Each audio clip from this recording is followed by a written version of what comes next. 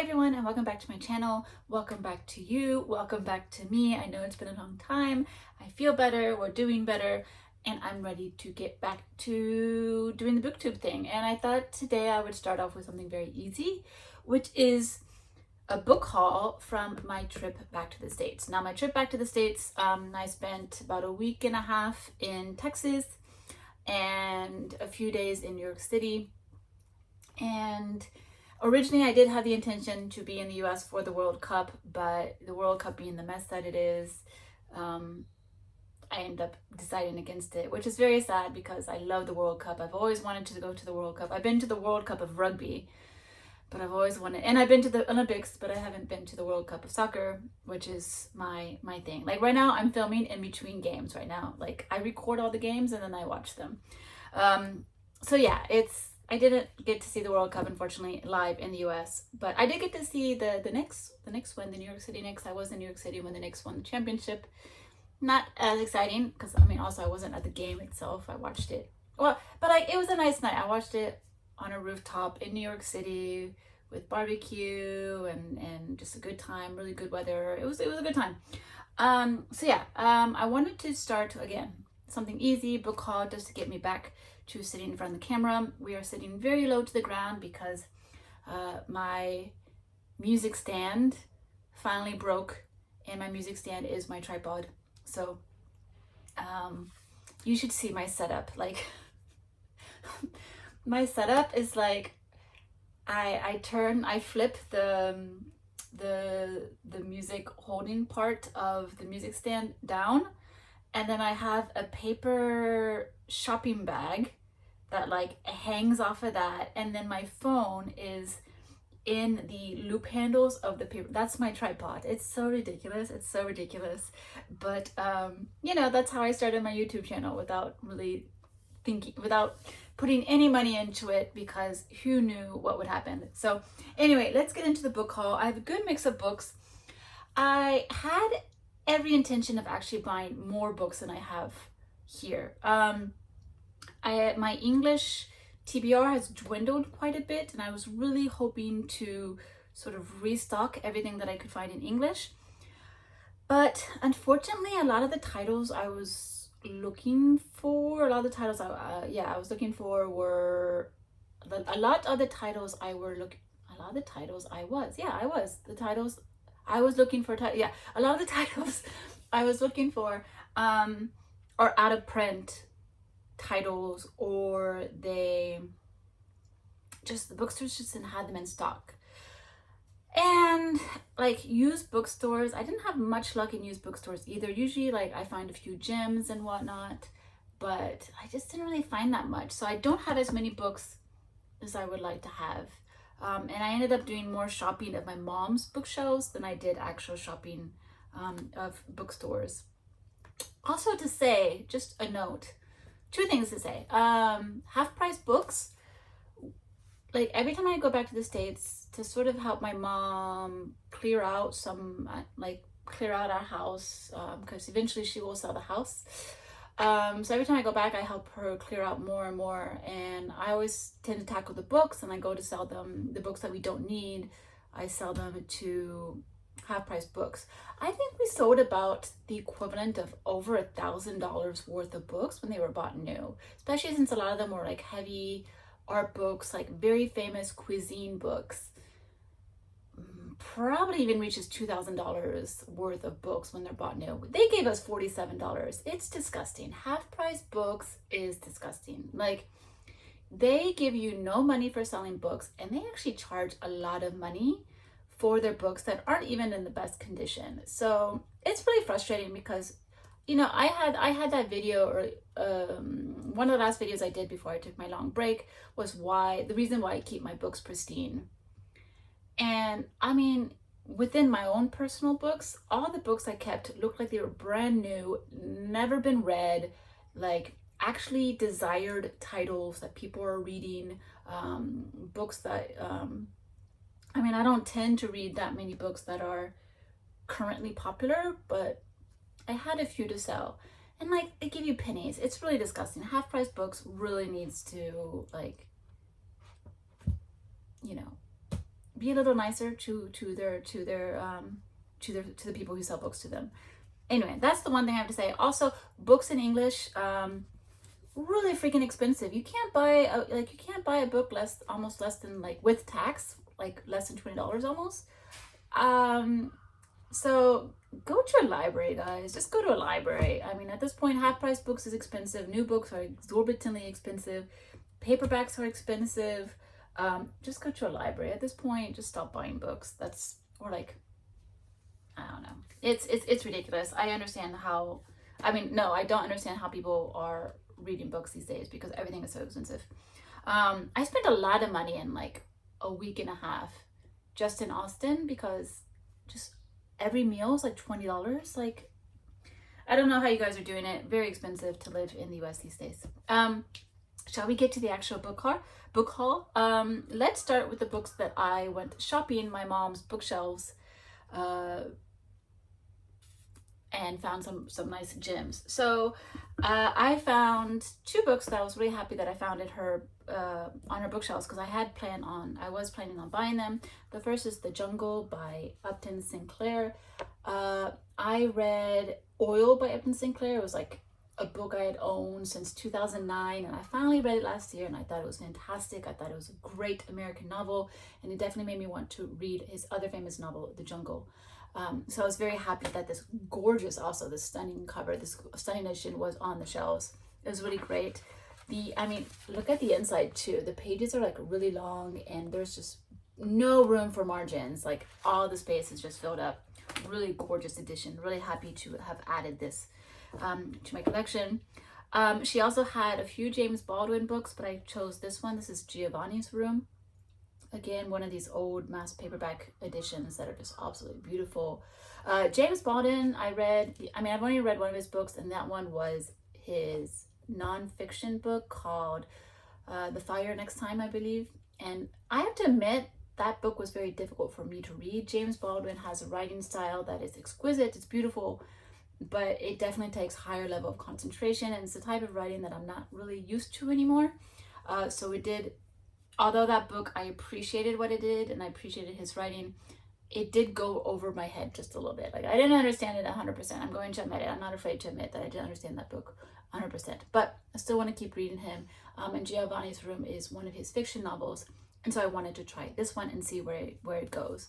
I think this will be easier to read because the other one was like an essay. It's him really channeling his anger and, again, the fire within him, just channeling his anger and the fire and the passion he has with him and his desire for things to get better, but his feeling of like, you know what, it never will get better. And so all of that channeled through his writing is in sort of like almost like a sermon. It's very difficult to read, while I think the fiction work is going to have plot, it's going to have dialogue, and I think it's going to be a little bit easier to read. So I'm excited about reading Giovanni's Room.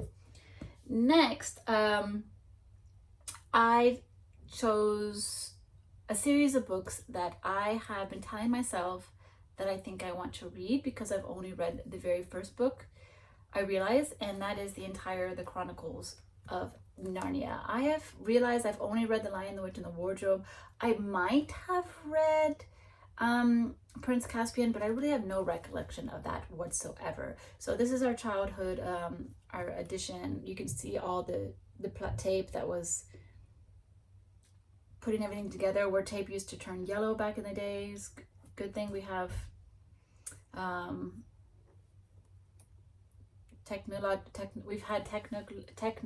there's a reason I'm doing this book haul first, as practice for getting back. Technological advances in the world of tape that no longer yellows. But yeah, so I decided I want to try reading this entire series. I think it'd be really, really fun and really fun to see like what I was missing out in my youth. So yeah, I grabbed that from my own bookshelves. And then everything else I picked up from my mom's shelves is in French. Let's start with one series. This is called Les Thibault by Roger Martin Gard. This is a 3-volume series. It's really, really long. And this is a book that my mom has been wanting me to read for a very long time. She says it's superb, it's brilliant, it's beautiful. She's been, yeah, just telling me to read it since I was a teenager. So I finally decided to grab these. It's apparently, I wasn't too sure what it was about. I just grabbed it. So I just now read the blurb of the first volume. And it's basically the story of two brothers who are kind of very opposite in personality. One of them's an idealist and a sort of revolutionary type personality, and the other one is very serious, very conservative. And the story is about how their personality split and how their reaction splits, having been raised by a father who was quite brutal, very harsh, very egotistical man. And so you just have two brothers who are going to go through a certain amount of time. I don't know when this takes place. I'm going to assume the early 1900s, just from the covers and the fashion. But yeah, I think this could be a very, very beautiful story. I do enjoy, I can't really pinpoint which they are, but I have enjoyed books about brothers. I really think that's a fascinating relationship. I mean, yeah, East of Eden is a huge example of a book about two brothers. So yeah, I think this will be really, really exciting to read. I do wish this volume 2 was different. The cover, it's really, really ugly. I wish my mom had gotten the volume 2 that matched the other two, but that's all right. Free books. In this economy, we will take free books. So I got Thibault. Then I got another long book that's split up in volumes. I got Simone de Beauvoir's Les Mandarins. Les Mandarins here in 2 volumes. This one, these are the versions, these are the mass paperback versions from the 1960s, 1970s, not 1970s, the 1960s. So they don't have any blurbs, so I actually don't know what this is about. So we will find out together. But yeah, these are The Mandarins, Les Mandarins by Simone de Beauvoir. Simone de Beauvoir is very famous for her book, The Second Sex. I haven't read any of her books, but obviously she's a very, very famous French author. And it's about time that I read something by her. So I grabbed this. Then I grabbed Les Vertes Années, The Green Years. This could be a different title in English, I don't know. It was originally a book in English, but this is a book by A.J. Cronin. Again, I don't know what this book is about, but A.J. Cronin, I read his book either last year or 2 years ago. I believe it was the last year, of The Spanish Gardener. And I was really surprised because that was the first time I ever read that book. He was an unknown author to me, know nothing about him. He's Scottish, he writes in English originally, but I had that book in French because we bought it at a flea market for like $1. And I was shocked by how enjoyable and how how lovely and how beautiful that book was. And so I knew that I am definitely eager to read more of his books. So we happened to have this one on the shelf, so I immediately grabbed it without knowing anything about it. So very excited to read this because, again, I was absolutely taken aback by A.J. Cronin's book. The next book I got is Courrier Sud, South Courier, Southern Courier, depends on how you translate it, by Antoine de Saint-Exupéry, who is famous for Le Petit Prince, The Little Prince. This is more I don't know if it's an autobiographical book. I think it's more of a semi-autobiographical book by Antoine de Saint-Exupéry, who, if you don't know, was actually a pilot in South America, I believe, in the Argentina region. And he used to be a pilot, and he used to fly mail during the war times. And so he's written a few books within that plot. You can see the covers of those. I have read Vol de Nuit. I have read this one. He also has Pilote de Guerre, which is a pilot of war pilot, or Terre des Hommes, which is man's earth or man's world, basically. Like, I'm not a translator. I don't know how to translate these things. But I've enjoyed his I really enjoyed Vol de Nuit, and so I wanted to continue reading his books within the same theme that he has because they're quite well known. So I got this, and I'm excited to revisit Saint-Exupéry, who I've not read since I've read The Little Prince. Then I got another surprise read for me. I got a book by Jean Cocteau. I got the book Thomas l'Imposteur, which means Thomas the Imposter. Jean Cocteau is a name that every French person knows. You can't not know who Jean Cocteau is. You can't not know who that name is if you're French. I mean, I don't know about these days, but my generation for sure. And I realized when I saw this on the shelves that I actually don't know who Jean Cocteau is. So I looked him up briefly on Wikipedia, and apparently he was a playwright and he was a poet, and basically he did so many things. I think I'll have to look him up even more, but it's just like one of those names that's all I knew. I just knew his names. Here's what he looks like in the back. But I bought this again. I don't know what it's about. It does seem like it has something to do with war. If you can look at the title, you have some soldiers in the background. But I thought, you know what, this is a chance. It's a short book. What is it? Short of 200 pages with really, really large margins. So I can read this quite quickly. And I think it'll be a nice introduction to this person who I know by name, but I have never, ever actually read and looked up apparently. So very excited to read this. I think it'll be really fun to explore an author who's famous, but I don't know of. It's like, basically I collected a bunch of books, either by authors I already know and really love, or authors that like I'm like, I should have read this by now. The next book that I bought, I brought back. This was actually on my shelves in my room. This is Dora Bruder by Patrick Modiano.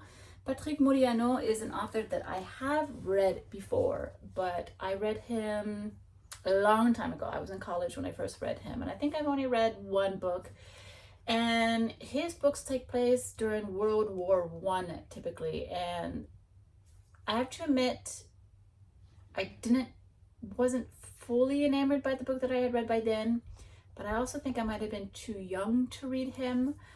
So I would like to try him again. And there's also a secret little project involved with this book in the background that I hope to do and hope to surprise with you guys later. So you will see this again eventually. But yeah, I just got this because for the project. You'll see. All right, let's get into the books that I purchased. First, let's do the books that I purchased that are used. Seriously, this low angle is really, really uncomfortable. I am excited. I have 3 books here. I'm just super, super excited about them. Oh my gosh, it's so much fun. The first book that I got, I got these 3 actually at the Strand in New York City. It was the first time I visited the Strand. I've known about the Strand obviously for years, decades, and every time I've been to New York City, I always forget to go. It's just like I forget, because to be honest, I don't like New York City that much, and so whenever I go, I'm never so excited to be like, okay, I want to go here, I want to go here, I want to go here, let me look up what to do, where I want to eat. I'm just like, all right, I'm going. Maybe I'll like it. Maybe I would actually like it more if I actually made an effort, obviously, but yeah. So I decided to go to the Strand for the first time, and so I did pick up a few books, but these are the ones I'm most excited about. Okay, now I'm excited about everything, but these were so good. The first book I got was Allan Quatermain by H. Rider Haggard. You can see this edition is quite old, quite beat up. Every time I pick it up, a little fleck of the cover comes off, particularly from here. But Allan Quatermain is the main character of the book that was my favorite book last year, which was King Solomon's Mines. And when I finished King Solomon's Mines, I just loved it so much. And then I learned from reading Wikipedia that Allan Quatermain is actually a recurring character, and that Haggard had written many books with this character. And I'm like, okay, I need to own them. I need to read them. I'm so excited. However, other than King Solomon's Mines, and his book She, none of his other books have ever been reprinted. They are all out of print, and so you have to go for these. You have to find what you get, or get what you find. So I'm really happy I found this, because this is one of the other major works in that series, and I just knew I needed to have it. And I'm so excited. Oh my gosh, this one, I'm gonna enjoy it so much. I can't wait. It's pure adventure with a really fun character who's interesting. Obviously not perfect. Oh, pages that got dog-eared on accident. Like, look at this. This is a mess. I'm gonna have to fix this. But yeah, super excited. And in the background, again, so all of his books are out of print. So in the background, I actually just realized this past week that all of his books are on Project Gutenberg for free. So I actually downloaded everything from Project Gutenberg. I downloaded 60 of his books as potential reads. I'm really hoping that all of his books are as strong and as fun as King Solomon's Mine, because I think this will be my new Jules Verne. As you know, if you're a follower of my channel, Jules Verne, I've been reading all of his works in his adventure series. There's 42 of them. I'm almost halfway through, I think, of reading all of Jules Verne's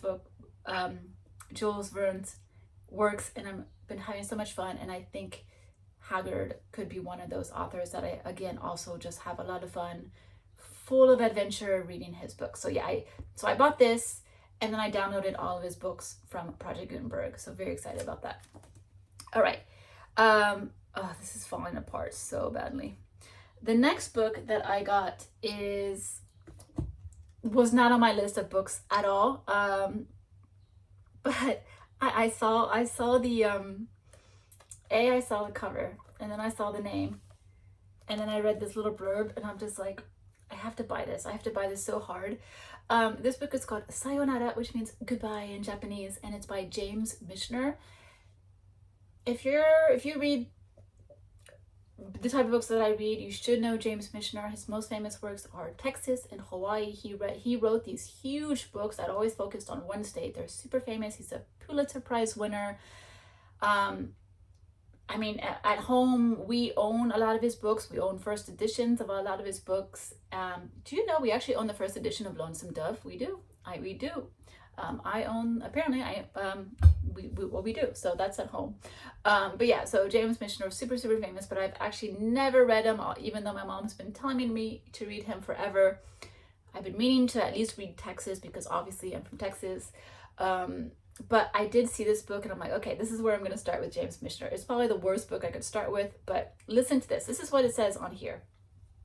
In this challenging novel, Pulitzer Prize winner James A. Michener probes unflinchingly into the question of why so many American men prefer the tender and submissive women of the exotic East. Oh my gosh. Oh, this is like, if you live in Japan, everyone knows about the obsession of foreign men with Japanese women. It's just, you can't avoid it. And so I was just like, I have to read this. But then it gets even better. On the second page, not the title page, the page that gives more like quotations here. The quote at the very top says, "The Japanese woman, patient acceptor, tender companion, wellspring of love, the most feminine woman in the world." I shouldn't say anything, but as someone who has known many Japanese women, that made me laugh. And as someone who's been betrayed by a horrible, horrible Japanese woman, also made me cackle and be like, So yeah, we are going to read this book, and we're going to have fun, and I'm super excited. Like, this is going to be a good time. It's going to be a hoot. So I had to buy that. And eventually I'll read Texas. The next book that I bought is not going to make a lot of sense, because it's an author I was supposed to have talked about a long time ago. Before I took my break, I had actually started filming a video about this author. I was going to introduce them because I was super excited, and then the video didn't happen because I kind of messed up in the middle, and I had to start all over, and it still wasn't working. So I'm just going to introduce you to this author now. But it's just to say, I've mentioned many times that I have a new obsession of an author, a new author who's a favorite, and that I need to read every book they've ever read. And so this is me introducing to you, not in the way I was wanting to introduce you to this author, but here we are. The author is Isabella Lucy Bird, the Isabella Lucy Bird, who is a woman, an English woman during the Victorian period, who was an explorer. She was a world explorer. She traveled to all of these countries. And she initially was writing letters to her sister, and then those letters got all collected into these books. And then eventually her sister passed away, but she still kept journals and she kept writing as if she was writing to her sister. And so you have all these books about this Victorian English woman traveling all of these countries. It's beautiful, and the way she writes, exquisite, wonderful. There are parts that will be problematic, because obviously white women in countries of non-white people in the Victorian era, there are going to be some problematic parts, but for the most part, this woman is absolutely amazing. I am obsessed with her. I'm in love with her. Like, the common question people ask, like, oh, if you could sit at the dinner table with anybody alive or dead, who would it be? I could never answer that question, because I'm like, I don't know these people. Why would I want to sit with someone I don't know? I finally found the person. I want to sit with Isabella Lucy Bird. I want to have dinner with her. I want to travel with her. And yeah, but just like Haggard, all of her books are out of print. This is old. All of her books are out of print. You can only get them like in the original version or some random like 1950s version that you had to find really hard. So they're pretty much not available. So I've already read 2 of her books so far. I read about her book when she went to Malaysia. And then I read her book when she went to Tibet. So I've already read 2 books. You haven't heard about this yet, but I will do those videos. It will happen. But yeah, so I read those for free from Project Gutenberg. All of her works are on Project Gutenberg. I downloaded them all. I'm reading them all. It's happening. But this is the only one you can actually get fairly readily available at a used bookstore if they have it, or online. It's called A Lady's Life in the Rocky Mountains, because she also went to the United States during this time, and she had a crazy adventure there. This is her time in Colorado, and that's because I did grad school in Colorado. I lived 3 years in Colorado. I'm very familiar with all these names, like Estes Park, Boulder Canyon, Longmont. So I'm so excited. Oh my gosh, you guys, like seriously, like the video where I introduced her was going to be so good, and it just never happened. But it will happen. But yeah, this one I'm so excited because I'm reading all of her works as well. She's a fascinating woman. It's amazing. I've been having such a good time already. So I had to get that one, because even though I can't really buy all of her books unless I pay $800 for an original first edition, which I was tempted, I'm not gonna lie, I was tempted. I did want to at least have one physical book of hers to represent my love for this woman. All right. It's a very long video, but we still have more books to go. We have this pile to go through. These are all the books that I purchased new, which hurts the wallet because at about $20 each, I definitely spent about more than $100, which is a lot of money for a few books. Because like $100 in Japan, if I went to a used book for $100 in Japan, I could buy 100 books. Isn't that crazy? Because like, yeah, $100 in Japan will give you 100 books. It's ridiculous. Like, oh my gosh. I mean, obviously I bought this new, but if I bought like the tiny paperbacks in Japan, those are between like $4 and $6. We'll put them at $5. So $100 for a news book at $5, like do the math. Like it's crazy. It's just crazy. Anyway, let's go through the Penguin classics that I bought. I picked up The Last Man by Mary Shelley because this is an ongoing project of mine where I finally read a second book by the authors that I've enjoyed before. Obviously, Frankenstein is genius. It's wonderful. That was one of those books where it was the first time I ever reread a book because it was so good. It was just so amazing. It was a book that, like, even the first time I read it, I remember I was in Seattle visiting a friend with another friend.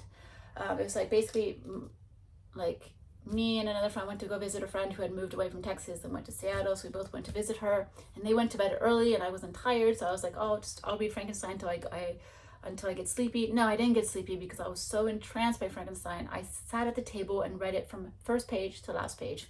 Couldn't put it down. But I never read another Mary Shelley after that. It just never happened. I never did it, which is weird. So we are fixing that. But yeah, there are so many authors I've done that, and I'm just little by little I've been fixing that issue where I finally read a second book by them.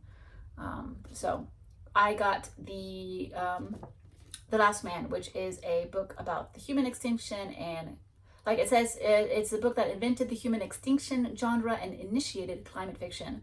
But this book sounds just so amazing. Really happy to have picked that up. Then another book in the same vein, another book, yeah, in the same vein, is I got a book by William Golding. I got The Inheritors.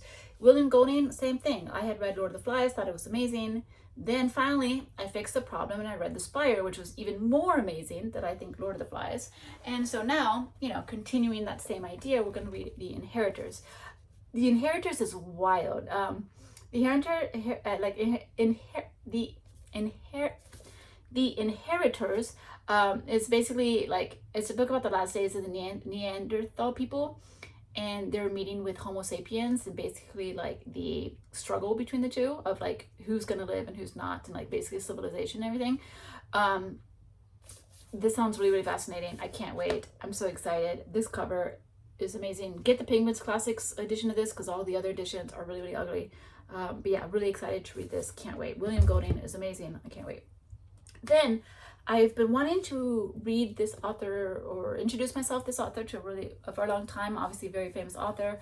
It's Iris Murdoch, but I never knew which book I wanted to read. I was like, everyone's like saying to read The Sea, or read this and this and this.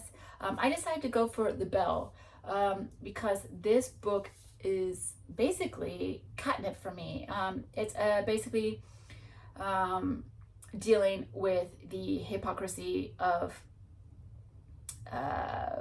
religion and sex, which is everything that I love. Like anytime a religion is made to look stupid and full of hypocrisy and brutal and mean and cruel and evil, even though they say they're good, I will go for that book. So I decided to go for The Bell by Iris Murdoch. Cannot wait to read this. I think it's going to be really, really interesting.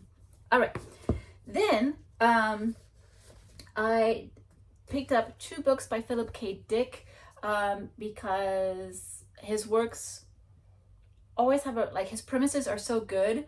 They're not always 100% on execution for me, but they're always a fun read. They're always a wild ride, and they always leave a really good lasting impression. And I think sometimes that matters more when it comes to a book. So I got 2. I got Time Out of Joint, and then I got Clans of the Alphane Moon. Both of these sound really, really fascinating.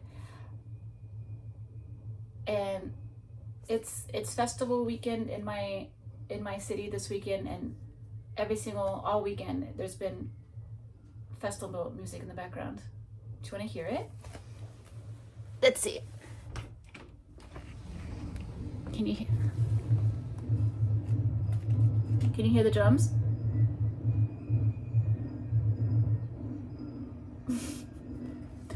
All right, let's close the window.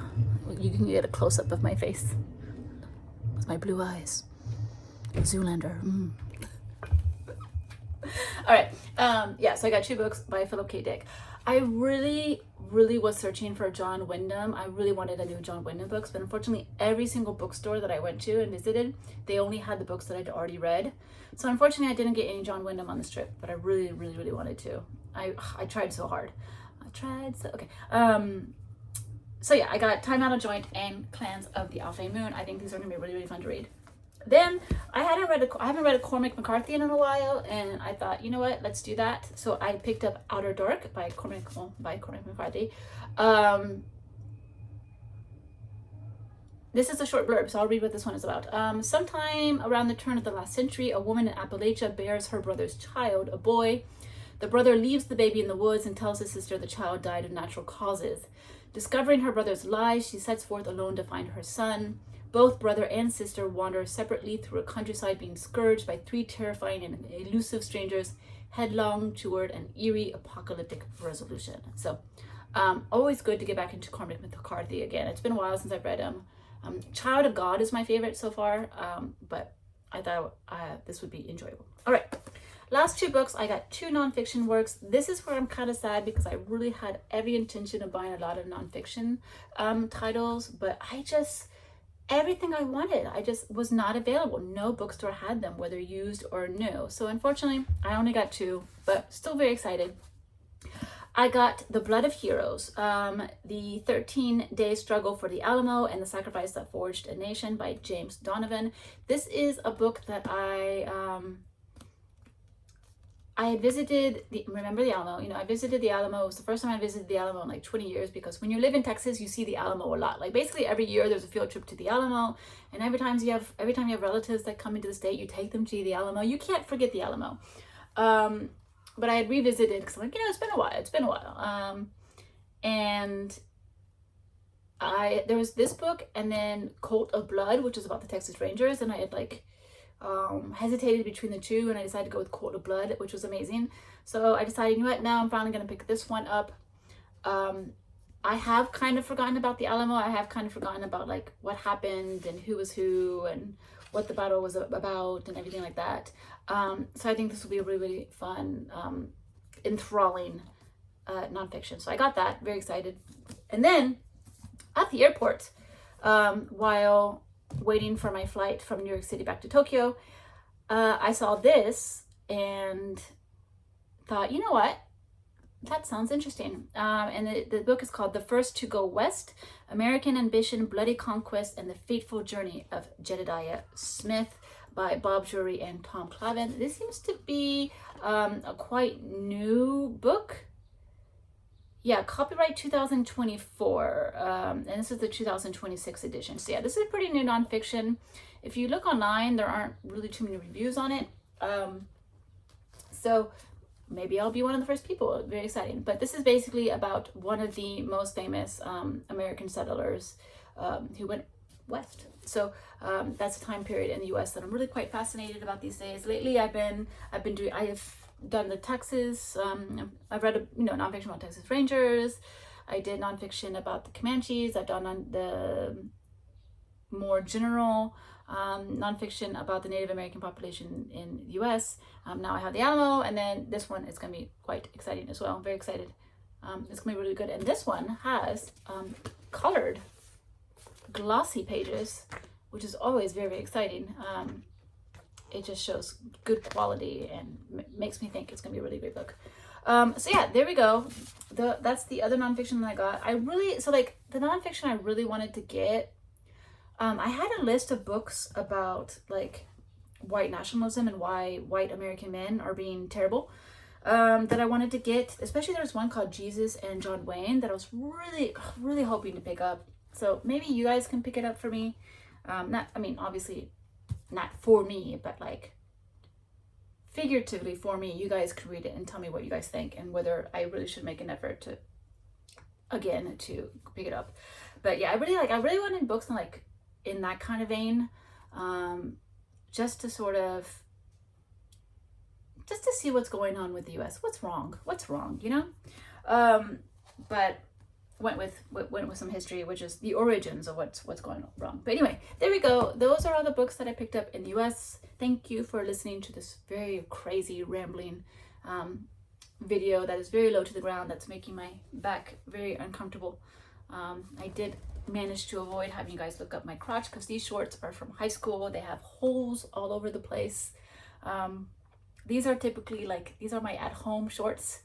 If I had a boyfriend, only he's supposed to see these shorts. These are the shorts that my mom are like, can we please throw those away? You know when girlfriends on Instagram are like, these are my boyfriend's boxers, they're full of holes and rips and tears, and the boyfriend refuses to throw them out. That's what these shorts are to me. They're just so comfortable, you know? So, but thankfully we managed to avoid any issues with that. So anyway, thank you so much for watching. Thank you so much for being patient and waiting and being so supportive of my break. I'm so excited to be back. I'm so excited to talk to you guys about what I have been reading or what I read. I will go back and talk to you guys about everything I read in March. There won't be an April video because I read nothing in April, but then I'll talk about May, and then eventually there'll be a June wrap up, and then we'll have the Isabella Lucy Bird video that I plan on doing, and then it's full of excitement. I'm excited. It's going to be a good time. World Cup is also going on right now. I'm actually filming this in between watching 2 games. I'm just finished watching the Netherlands, Sweden game, which was very exciting, very fun, very good game to watch. And then up next is the Japan game, which will be great because I can actually watch that live because I've just been recording all the games and watching them recorded. So yeah, there you go. Again, thank you so much for watching, and I will see you in my next video. Bye!